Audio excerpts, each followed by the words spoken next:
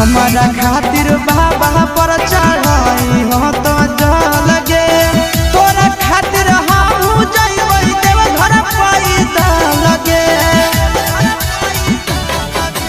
हमारा खातिर बाबा पर चढ़ाई हो तो जल गे तोरा खातिर हम जइबै देव घर पैदल गे। आगे तो मांगी हो